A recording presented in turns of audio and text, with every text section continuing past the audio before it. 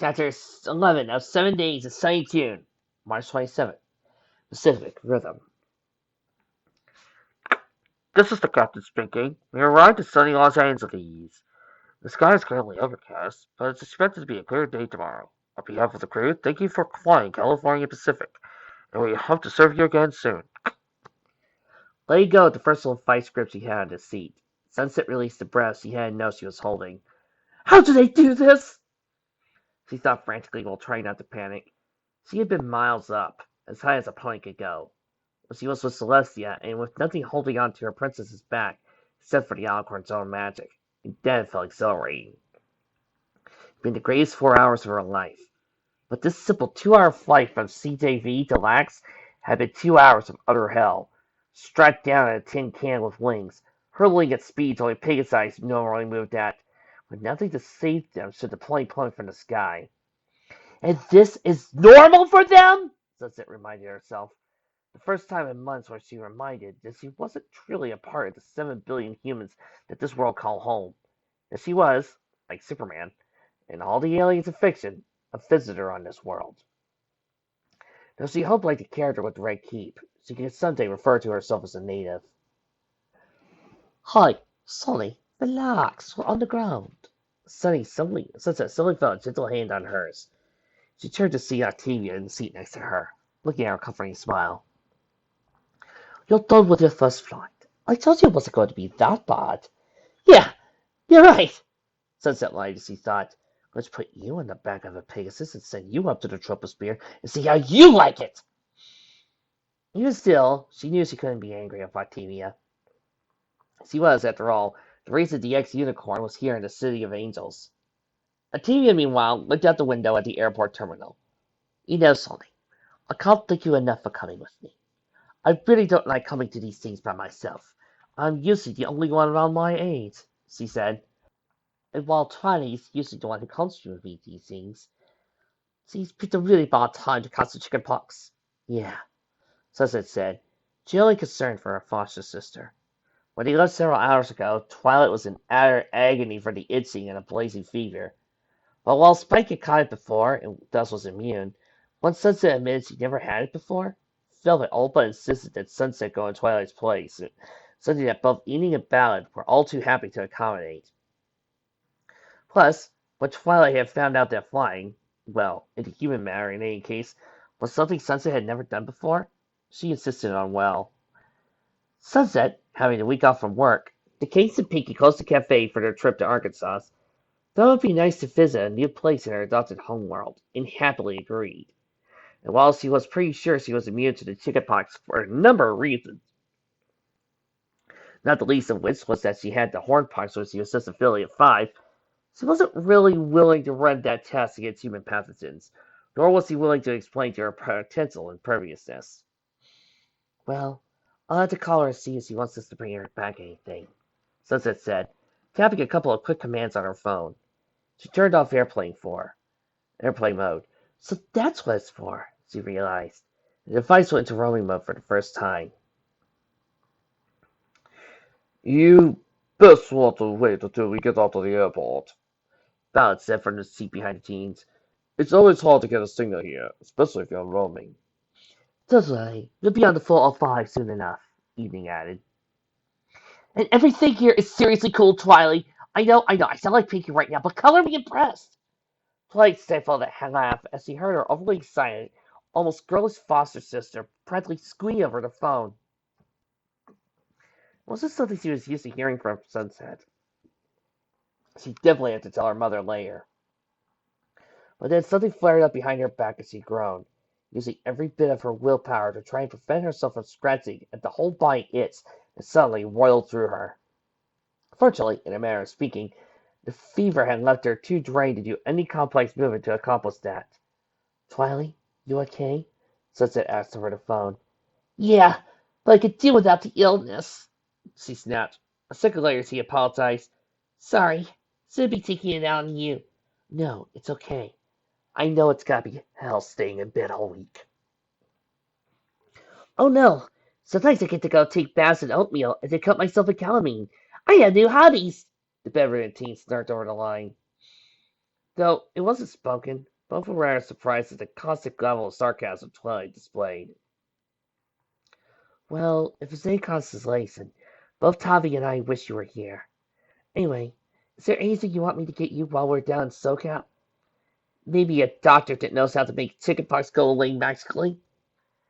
There's no such thing as magic, Tylee. Sunset's voice came over in a dry tone.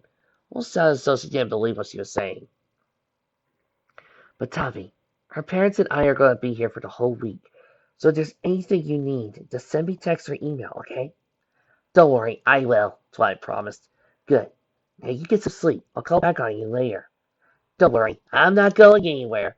Since I think my skin's fused with the calamine mostly by now, Twilight muttered.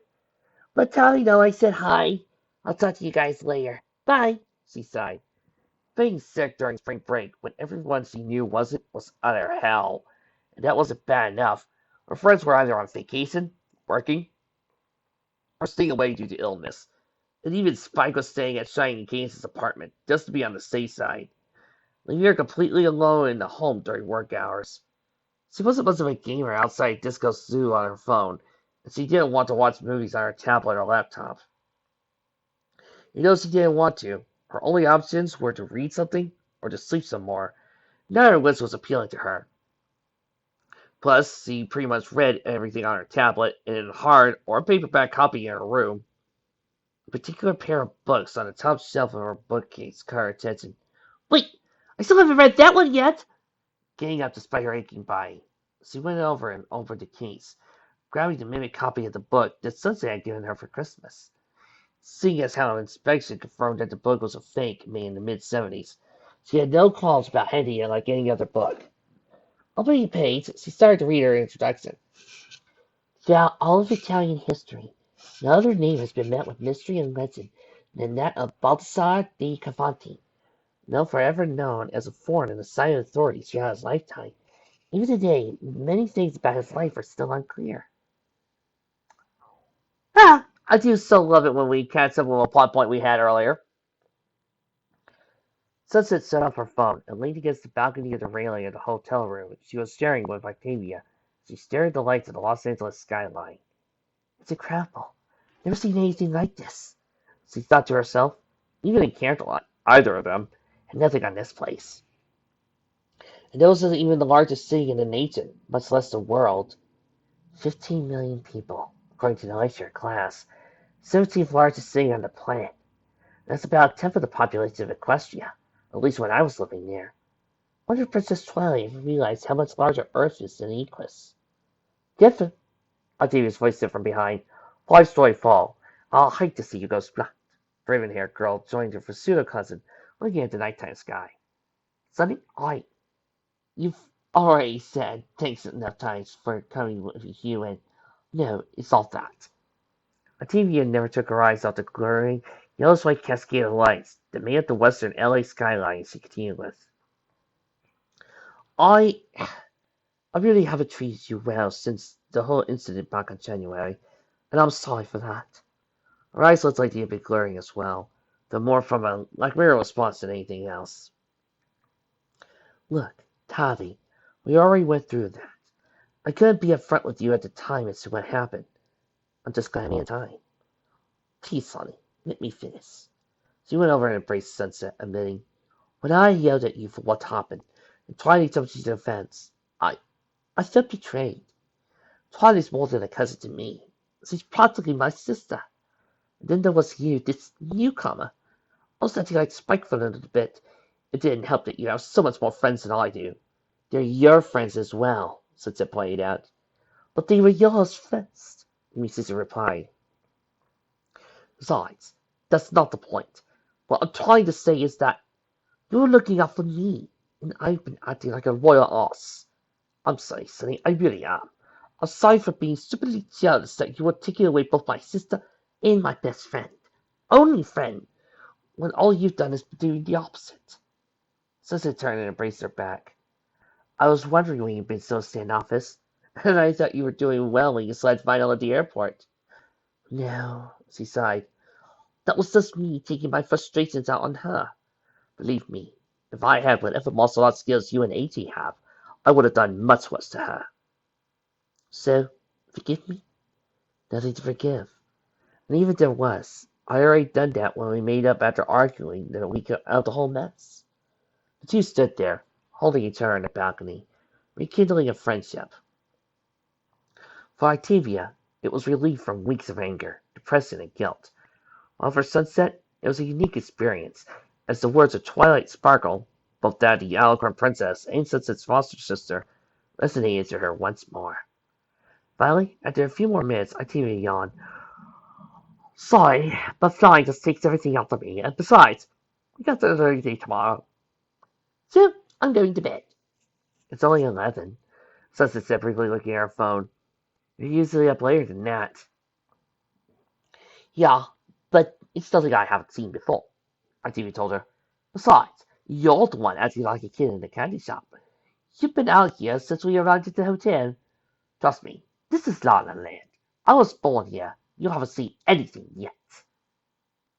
At those words, Sunset felt the kid's straight face. There's more to this? Looking at Caroline, the human one, and in comparison to the grown ones he had spoiled her. But it was nothing compared to what little he had seen so far. And there was more.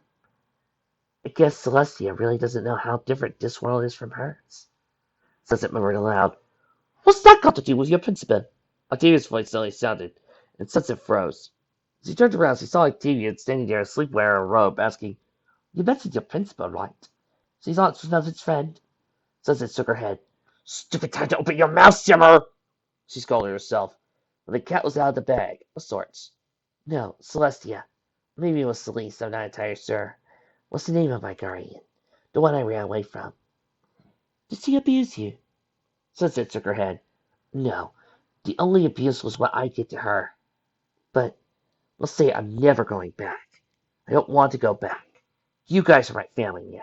I'd like to keep it that way. Well, Octavia said, grin on her face. I'm not one to complain.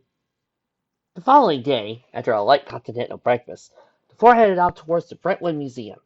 While the rented car wound up its way to Beverly Center Drive, Octavia and Ballard tried to explain the whole of what was about to occur. So, let me get this straight, Sunset asked.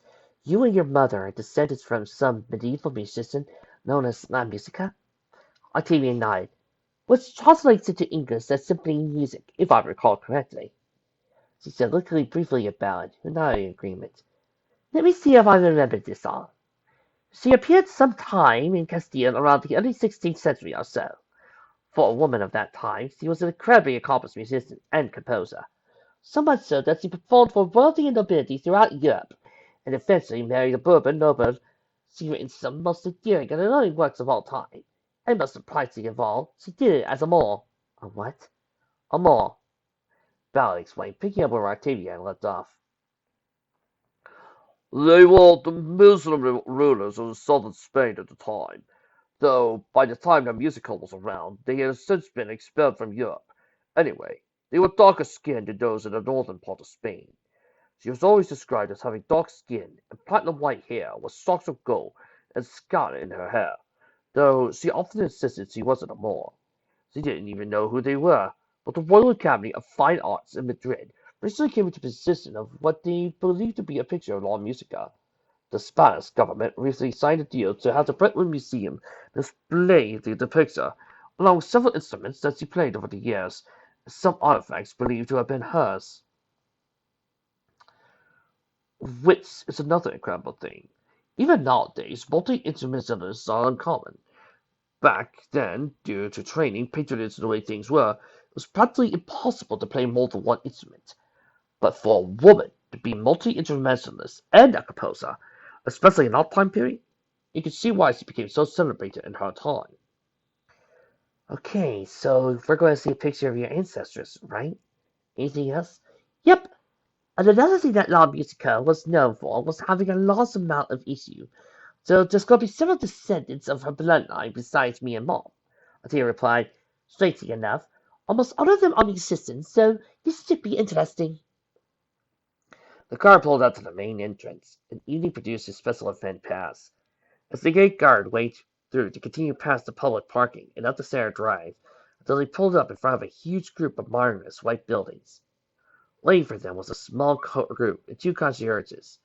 As the car came to a stop and the four got out, a man came up in the evening, looking greedy, pale, and wearing thick glasses.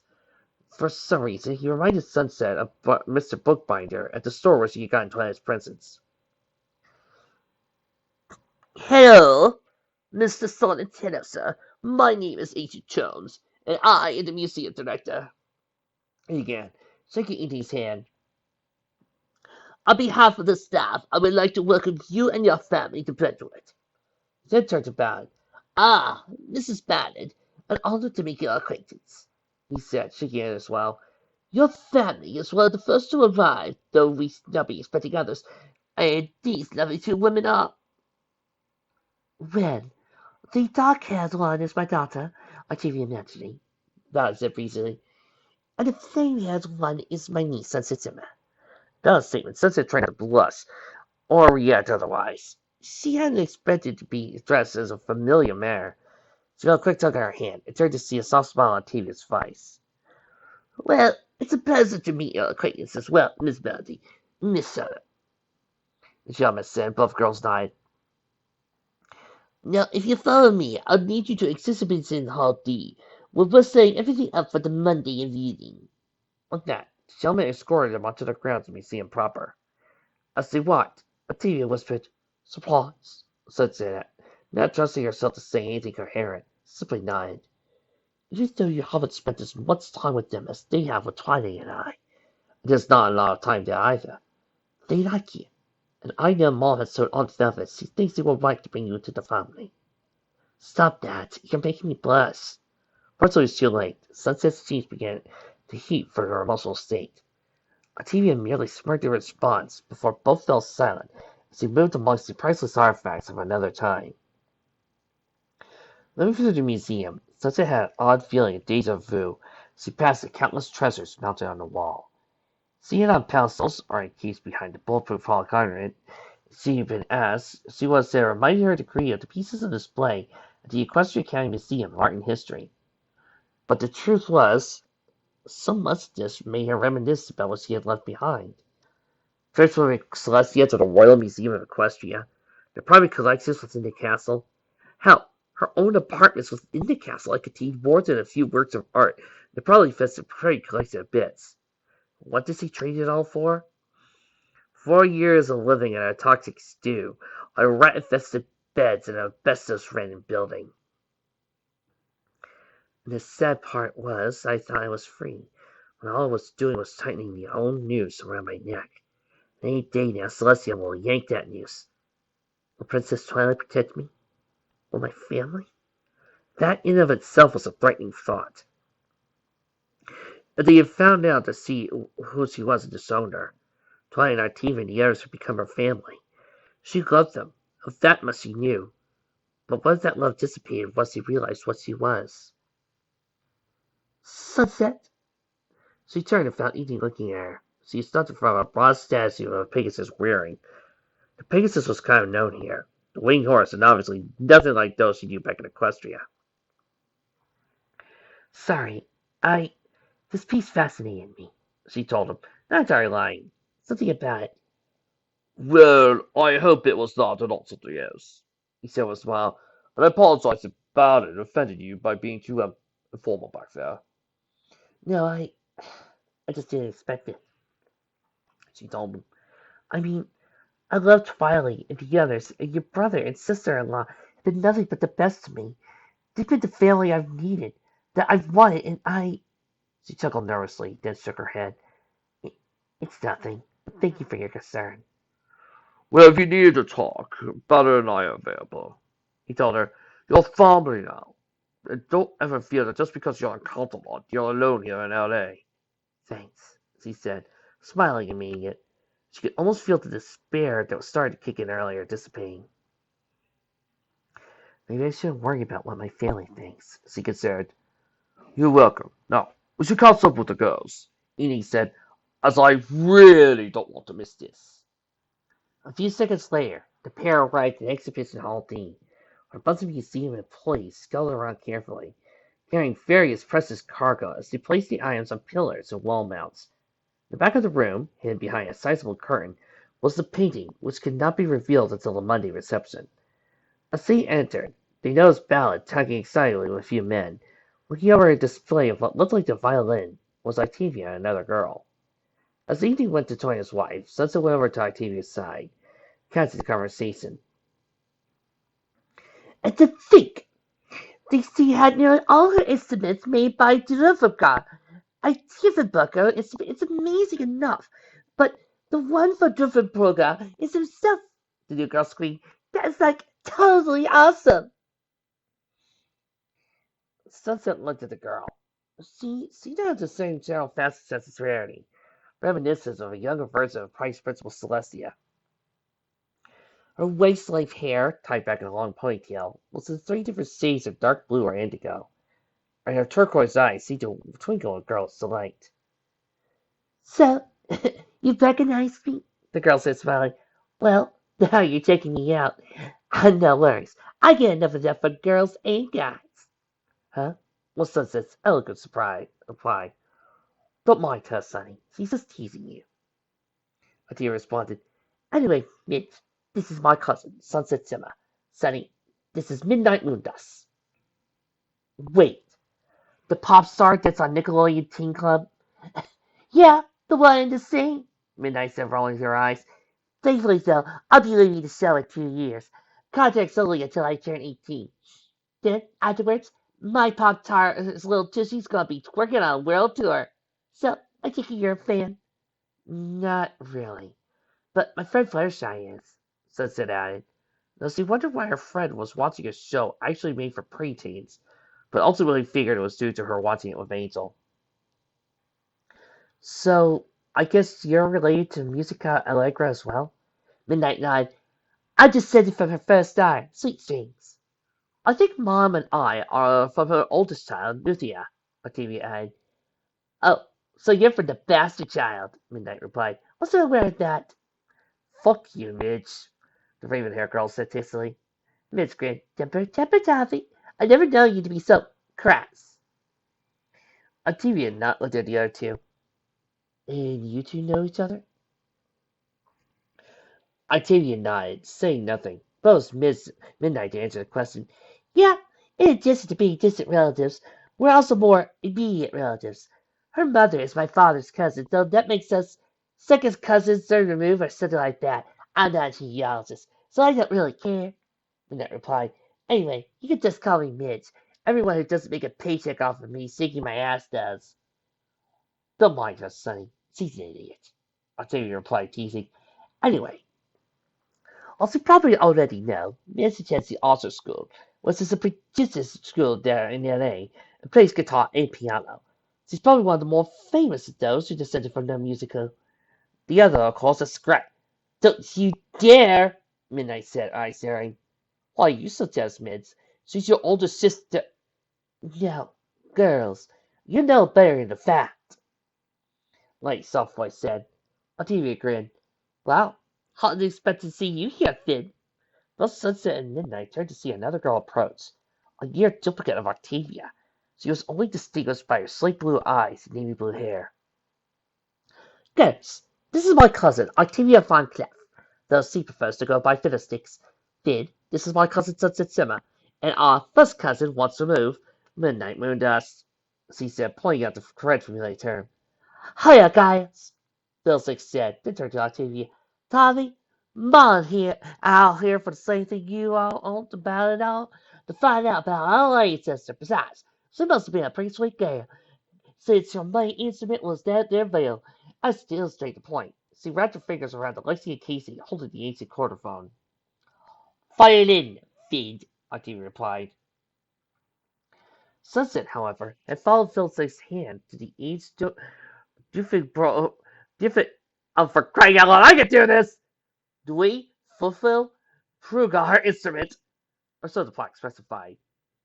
Succeeded in 1669, Jove Stradivarius was on loan to the ECMA-8, and to Sunset's untrained eye, they were practically one and the same.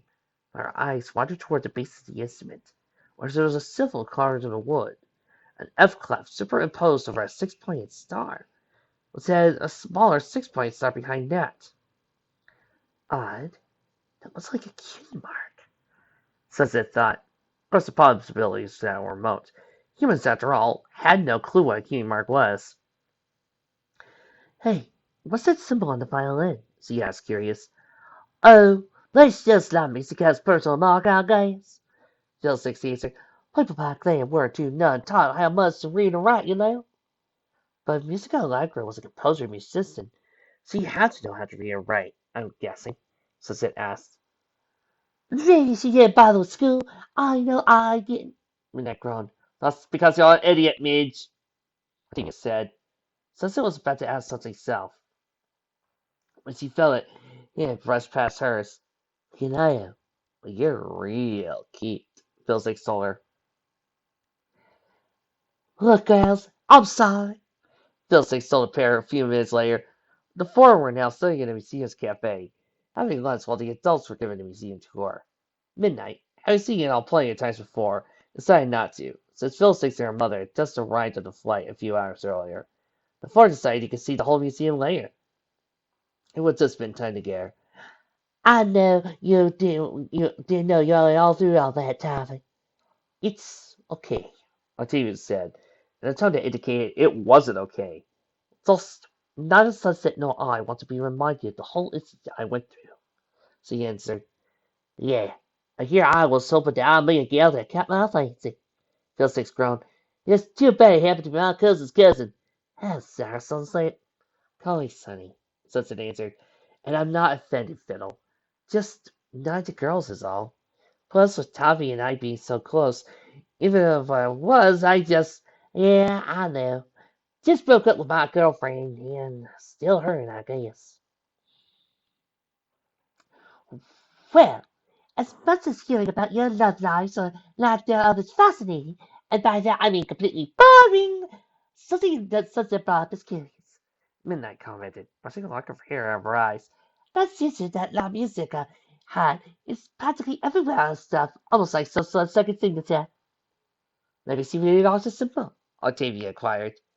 Or maybe she was just minting with her future generations, Fiddlesticks drawled. Well, I don't know about you girls, but I'd like to see more about it all, Sunset stated, her question rising to the fore. It really did look like a cutie mark. Maybe I'm just reading into things, but I swear I've seen something like that before. Well, I'm afraid that wouldn't be possible, Midnight told her. As we were walking out, one of the museum employees stated they were going to have to close off the exhibition hall if they were going to have it done in time for Monday's reception. Sonny, relax, okay? Octavia said to her as they searched for clothing for the reception the next day. Let us apologize enough. If you want to know what real sexual abuse is like, I can reintroduce you to that friend of yours. Huh? A second later, she realized Octavia had been staring at her wordly. No, Tavi, it's not that. Plus, Vinyl was no friend of mine. Kiki was. And not in that way, thank you very much. I was just thinking. Oh, really? Yes, actually. That symbol that La Musica used. What exactly is it? I swear I've seen it before. Sunset lied. Actually, if anything, she wished her friends were available. Because anything she wanted to say, she had to definitely self-censor, unless Octavia thinks she had gone nuts. It's bad enough she spent a good portion of the previous night abusing her iPad while trying to find out anything regarding La Musica, but her Spanish sucked with Google Translate, giving phrases like, the music is the composer of the long time ago time and female the composer. She gave up rather quickly. Now that you mention it, it is familiar, Octavia said for a second, while snapping her fingers in realization. The musical guitar pick brand uses the symbol as the company logo. Can't tell you anything beyond that, though, as I'm not a guitarist. But you knew that already. Why? It's just one of those things that stick in your head you can't let go. Remember the week of Spike's little game you sent about that gift you saw on the net you said kept popping in your dreams, right? Something like that. But hopefully it won't leave you humming its peanut butter any time ad infinitum! And to this day, several questions about the life of Baldassare di Cavalcanti remain unanswered. Was he truly, as he claimed to have been, the student of a black unicorn, taught him the magical powers beyond the ken of mortal men? Or was he a hermeticist who fell afoul of the Inquisition at the wrong time in history? Or was he a monster, responsible for the murder of his wife, Cressida del Luca, in order to use her dowry to rise to the top of nobility in the Florentine period? Researchers, even today, are looking at this very question, and likely to do so for quite some time. One thing is for sure, however, the legend of the mad hermeticist of Cavalti endures. Polly set down the book on her nightstand, sighing and trying not to scratch the nits on the back of her right arm that had been bothering her on and off all day. So far, she spent the time reading the book that Sunset had given her, and then had a nice Skype chat with a few of her friends. Butterside in particular was worried about her, which made her feel special. Then did some gaming on her tablet before turning back to the book and finishing it. Now, she looked at the clock and how late it was. She lay back in her bed, wondering if she should go to sleep. It probably made sense, but she'd be doing more than enough of that this week. Though she was tired quite a bit, sleeping all the time never really sat well with her, especially since Rainbow considered that one of her favorite hobbies outside of sports. And at this late at night, likely none of her friends would be online, with the possible exception of Rarity. But Twilight didn't feel like installing Steam on her tablet or laptop. Guess sleep it is, then.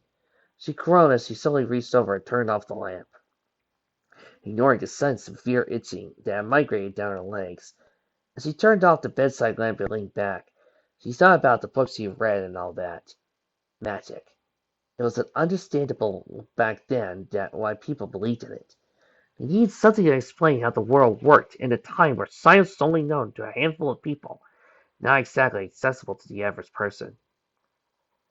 But nowadays, in the age of the computer, DNA, and spaceflight, magic made no sense. Sure, there was magic in predestination, since it had talent for it, though she never really revealed where she had learned her statecraft. But actual thaumaturgy, sorcery, wizardry, and all the areas seeds and whatnot, no place for it in the modern world. For a second, she tried to imagine herself as a powerful sorceress, with all the world's magic at her fingertips. Yeah, right, she chuckled. I'm lousy at D&D. No way I'd ever be a magician. After a few minutes, her eyes fluttered briefly, then closed.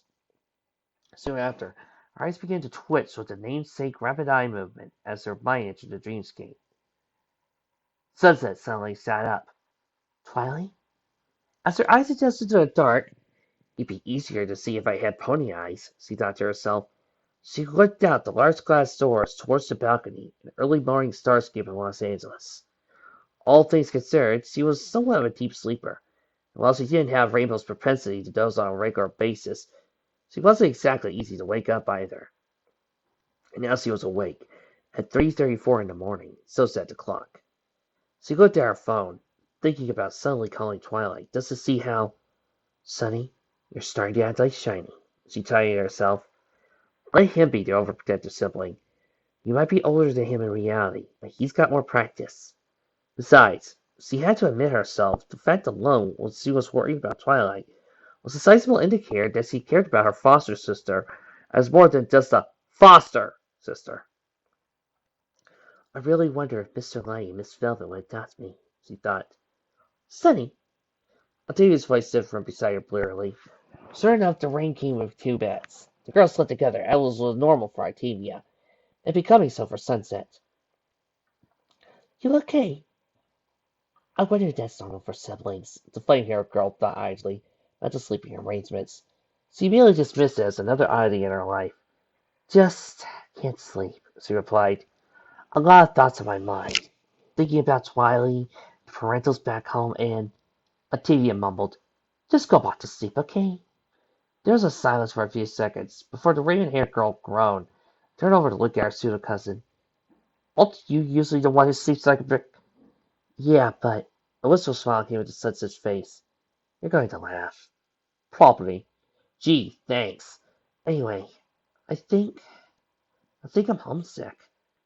It's nothing I ever really felt before. Especially that I can't ever feel that for Equestria, since I have a death sentence and all, and it's an entirely new feeling for me.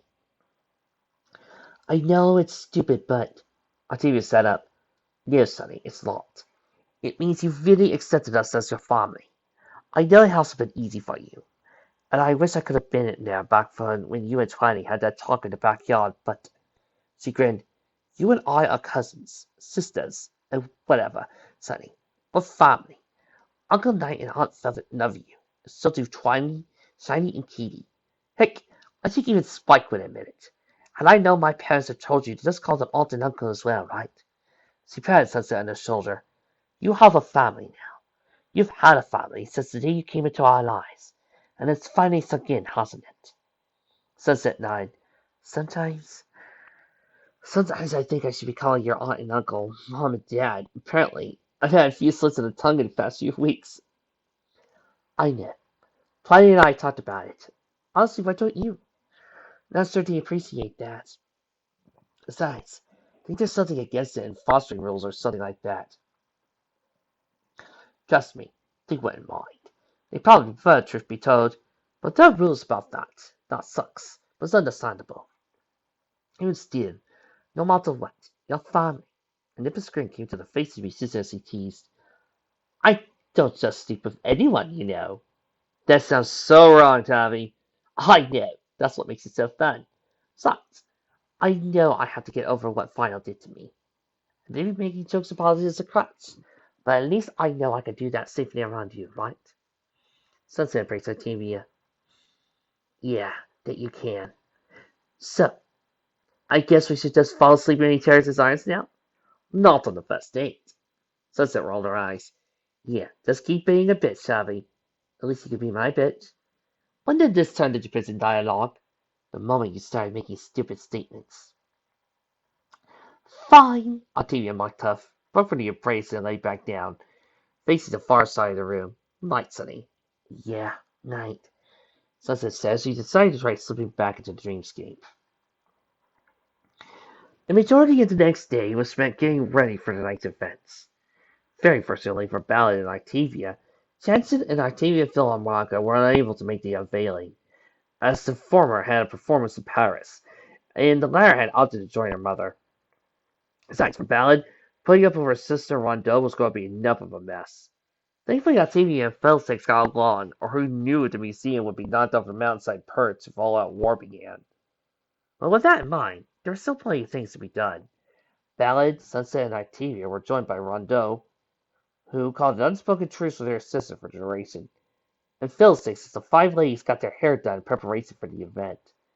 That left evening to run around West Los Angeles in a frantic attempt to find a place that sold a tuxedo shirt his size, as he had the worst luck, and the one he brought with him turned out to be a previously unnoticed stain in front. But finally, as the sun set down on the City of Angels, dozens of dignitaries and members of the well-heeled Southern California elite arrived at Brentwood. The group began to gather in Exhibition Hall D, looking at the various instruments and documents that had been found throughout the centuries regarding the mysterious muse known as La Musica. Sure enough, many of them had that cutie mark white symbol on them, and many people thought it was a family crest, or Saurian signature, or personal stamp. Just something a lot of Solomon cultures at that time had. But none of these answers made sense. And the thought that was, as bizarre it was, he might see teeth stick in Sunset's head. Sonny, don't frown, Artiva chided, or else you'll miss your makeup. Not performing today, the teen had opted to wear a long, strapless scarlet gown, with matching heels and long gloves. It was slightly more risque than Octavia would usually wear, but it was what passed for normal tinsel down, so she dealt with it. Sorry, cuz. Just thinking. Unlike Octavia, Sunset had sewn on variation of the little black dress, this coming from a sheer top and sleeves, topped with a black choker. The leg space was somewhat restrictive, but if Octavia was going to be dressed up for tonight, far be it for Sunset to be outdone. Well, Colonel Amelia Emporius, Phil Six replied. Her dress was a conservative pale yellow, off the shoulder number, that hugged her body frame as well. For a second, it made Sunset wonder what Fiddlesticks would look like as a pony with a blue mane and yellow coat, but she mentally knocked it off. Fiddlesticks' counterpart probably looked like whatever theoretical counterpart Octavia had. Looks like everyone done come for the Syndyke. Speaking of which, Octavia said with a grin, here she comes to make a scene. Walking down the hall with several sets of eyes on her was Midnight Moondust, wearing a stone gray and midnight blue gown, Both the front and back of her dress had plunging lines. So much so it looked more like the fabric was holding onto the pop star for dear life rather than being a garment. It was scandalous to wear, especially for a 16-year-old. But that was normal for people in Midnight's profession, and she was laying the groundwork for her eventual career in adulthood. Better to move away from the cute next girl bit now. Hey, Midge, Sunset teased as the girl arrived. When do you plan on to get dressed for the event? Keep Sunny, the pop star replied. But I sneak in because I didn't really want to deal with the paparazzi, to be honest. I let my parents handle that stuff. And between you and me, I really don't like wearing this. Too jolly. But I have to start putting on the bad girl image for the press if I'm going to be taken seriously in a couple of years. So, at what point do you bleed doing the hoots and the blow?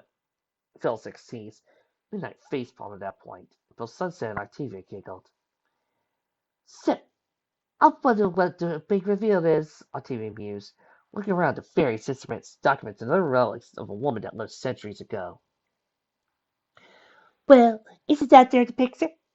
Midnight asked. I haven't seen anything like that. You're right. I forgot about that, Octavia admitted. I guess that's what the event's called behind the curtains over there. After a few more minutes of chatting, a soft chime came from the front of the hall. Everyone turned to face the museum director standing there, alongside what appeared to be several members of the Spanish government, apparently some other people as well. Distinguished guests, Ancient Tone spoke, voice clear despite its reedy timbre earlier. Maybe public speaking is more his style, Sunset mused. On behalf of the staff and patrons of the Brentwood Museum, the King of Spain, and City of Los Angeles, I'd like to thank you for all the special function tonight for the opening of Brentwood's latest exhibition, La Musica Leyenda, Life and History of Musica Allegra. We would especially like to welcome those of her descendants, the sons and daughters of Lithia, Sweet Strings, Staccato, Sympathetic Bell, and Minor Key, most of which are musicians and composers in their own rights. As you can see, there are many things about Musica Allegra, known by her sole proprietor of La Musica. Her instruments, which she used to delight and enthrall the crowned heads of state of many a European nation. Her texts, poetry, and compositions, many of which are still famous even today. Amongst them, Symphony No. 17 in D minor, the Unicorns Gavotte, String Quartet No. 5 in E-flat major, the Ballet of Pegasi, the Cassation in D minor, Recollective of the Shining Citadel, and so many more. And despite all this, she was a wife and a mother, a woman who spoke fluent English and Spanish, yet claimed to be either from place and whose origins and nationality have been lost to time. But when the Royal Academy of Fine Arts came into possession of what was believed to be a picture of La Musica, painted by none other than the legendary Lucientes himself, we at the Brentwood knew it was our honor and privilege to have this picture displayed in the exhibition of the life and works of La Musica. This is the first time since its discovery it's been revealed to the public, and now it is my honor to show you the only known image of Musica Allegra herself. Driven by mechanical casters, the burgundy curtain parted, and an image of beauty, derived from oil laid into canvas centuries ago, appeared behind a climate-controlled polycarbonate cover. The woman, dressed in a somewhat plain burgundy gown, rested two hands upon a violin seat in her lap.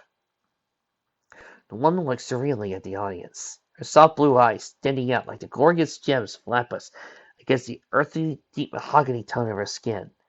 Her head was framed by a cascade of long platinum-white hair, save for two shocks of scarlet and gold, as if she meant herself to be the precursor of the Spanish flag.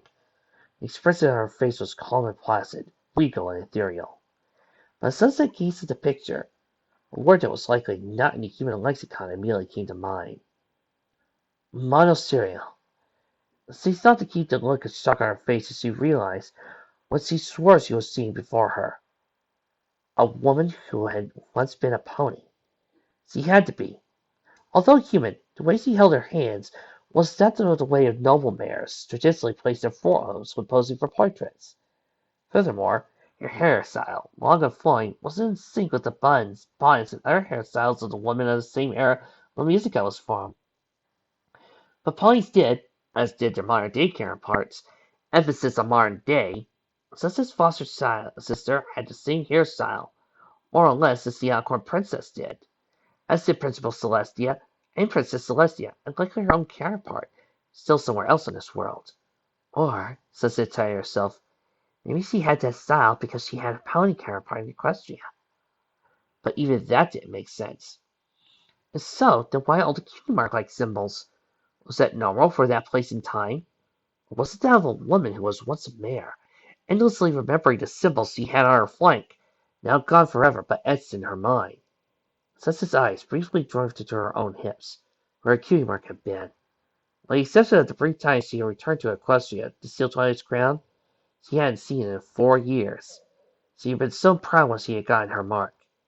An eclipsed sun, or what they call a yin-yang here on Earth, flaming with a prominent corona. She had arrived here and became human. She freaked out about his loss so much. For a while she drawn it everywhere she could. At one point, even got a purple shirt with it printed on it. That shirt had been lost when the Brenner house failed. But she had spent years obsessing over his loss. What, another pony? She looked around the room, and all to the senses of La Musica, identified by the white rose corsages or boutonnieres they wore.